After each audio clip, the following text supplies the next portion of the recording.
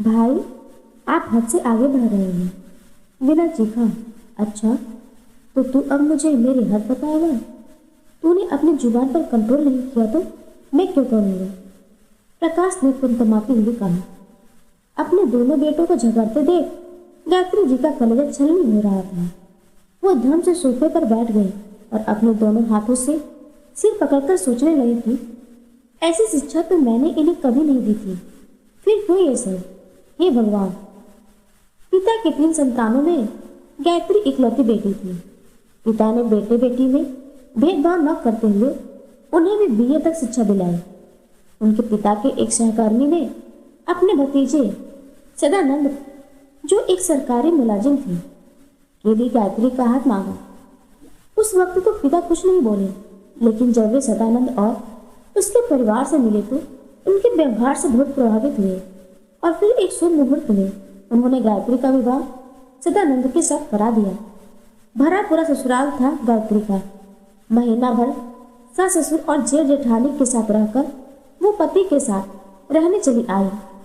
2 कमरों के किराए के मकान को उसने बड़े प्यार से सजाकर उसे घर बना दिया।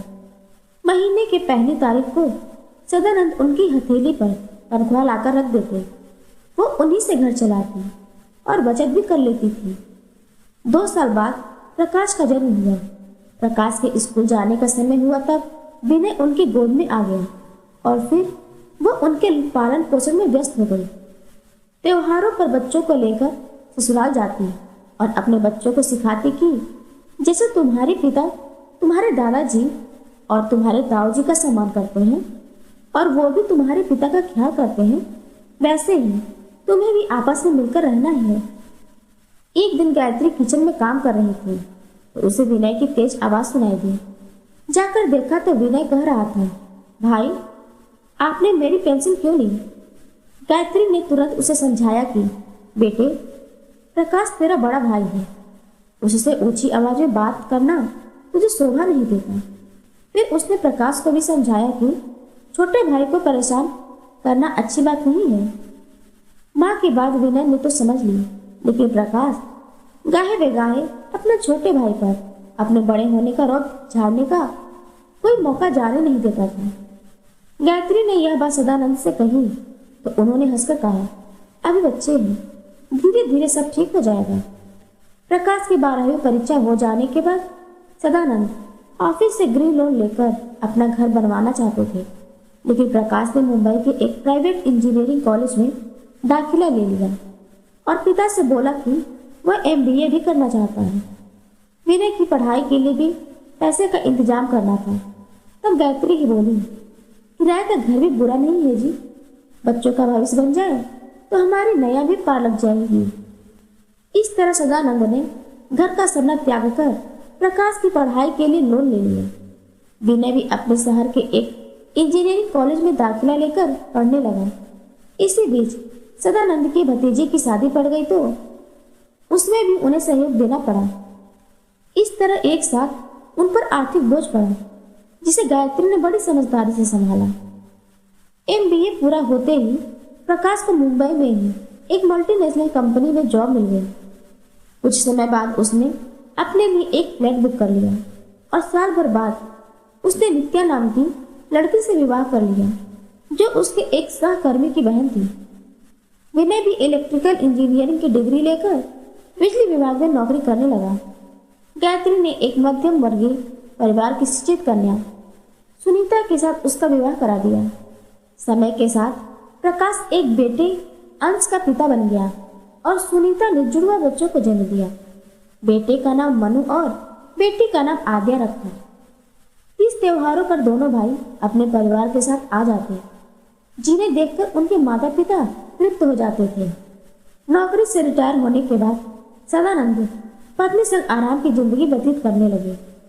जब मन करता तो वो अपने भाई से मिलने घर चले जाते, कभी प्रकाश के पास तो कभी छोटी बहू से सेवा कराने विनय के पास चली आती थी। कुछ समय बाद सदानंद अस्वस्थ रहने लगे। अपना अंत समय देखकर उन्होंने दोनों बच्चों से इतना ही कहा कि आपस में मिलकर रहना और छोटे बड़े के लिहाज की सीमा रेखा को कभी मत लांघना। पति का साथ छूट जाने पर गायत्री जी बहुत रोई थी। जीने की इच्छा न होते हुए भी जीना उन्हें बोझ सा लगने लगा था। तब प्रकाश और विनय दोनों ही उन्हें अपने साथ ले जाने के लिए आए। उन्होंने सोचा, विनय के पास 2 ही कमरे हैं, मेरे रहने से तो उसे परेशानी होगी, इसलिए वो प्रकाश के साथ रहने चली गई।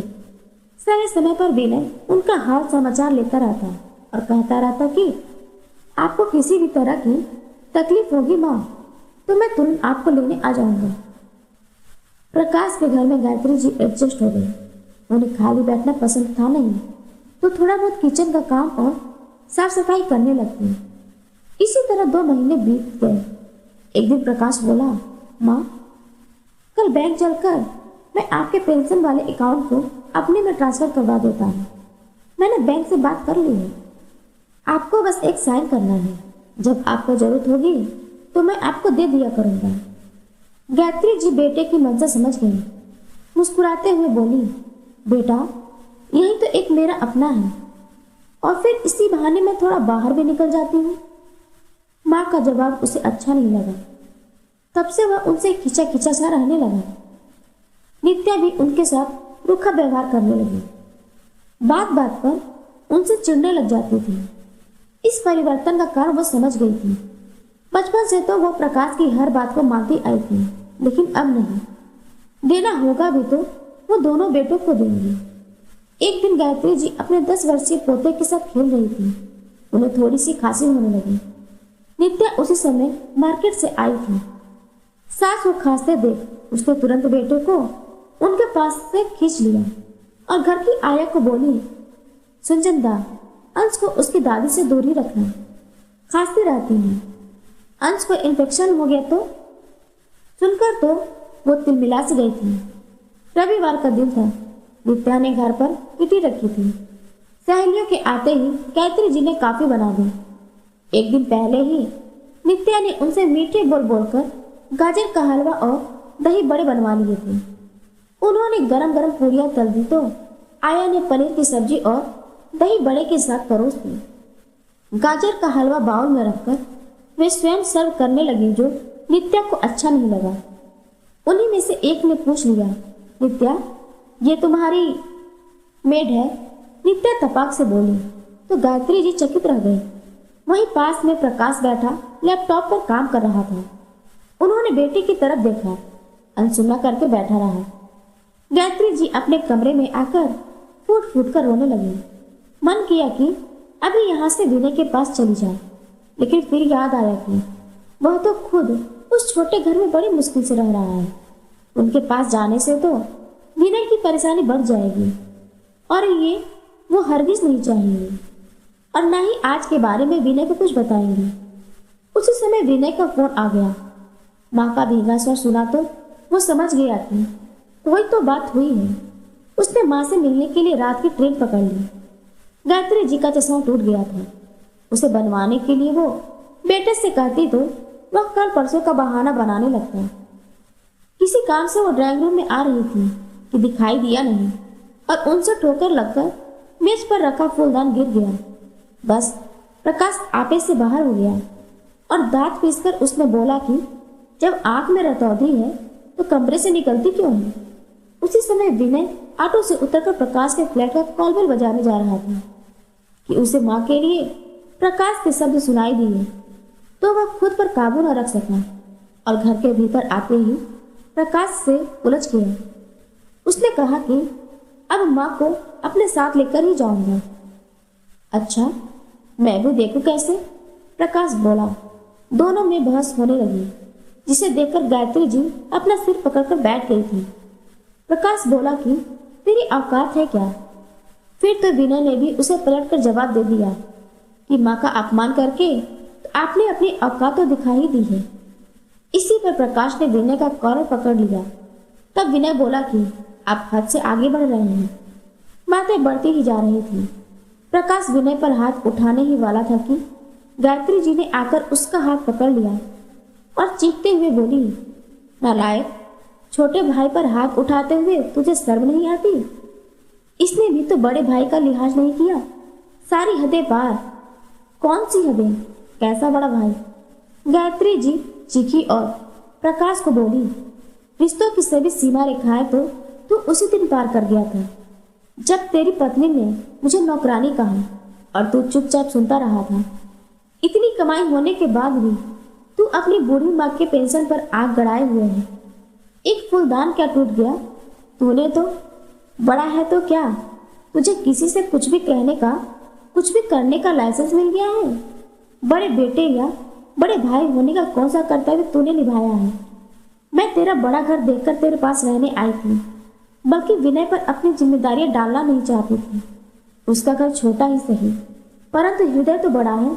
अपनी माँ के लिए वह समय निकालना जानता है। कद्र कराने का इतना ही शौक है तो पहले कदर करना तो सीख। कहकर उन्होंने एक हाथ में अपना बैग लिया और दूसरे हाथ से विनय का हाथ पकड़कर चल विनय कहकर वह बाहर निकल गई। सुनीता और उसके बच्चों ने बड़े उत्साह से गायत्री जी का स्वागत किया। अगले महीने की 1 तारीख पर उन्होंने कुछ रुपए विनय की हथेली पर रख दिए। विनय उसे लौटाते हुए बोला, माँ, मेरे घर में सुविधाएं कम ही सही, लेकिन यह आपका है। हमें आपके पैसे की नहीं, आपके आशीर्वाद की जरूरत है। सुनकर गायत्री जी की आंखें खुशी से छलछला उठी। तभी मनु और आद्या दादी कहानी कहते हुए उनकी गोद में आकर बैठ गए।